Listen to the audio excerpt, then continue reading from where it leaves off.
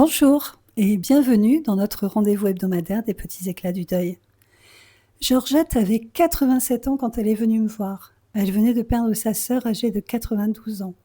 Elle n'était plus si proche, pas de conflit, non, juste le temps qui avait distendu les liens. Et pourtant, Georgette était bouleversée, inconsolable. Alors on a cherché ensemble qui était sa sœur pour elle, leur lien d'enfance, ce qui restait entre elles.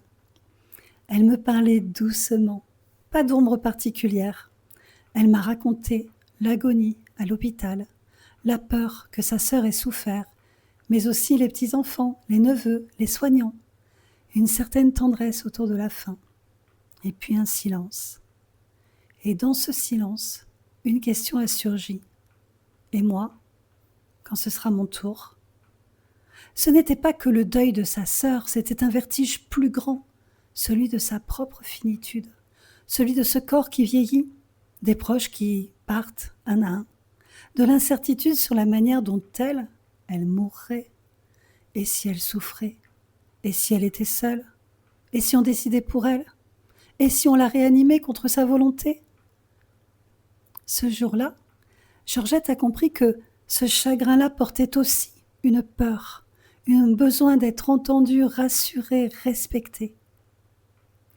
Alors, je lui ai proposé quelque chose de simple, réfléchir à ses directives anticipées et en parler avec quelqu'un en qui elle avait toute confiance.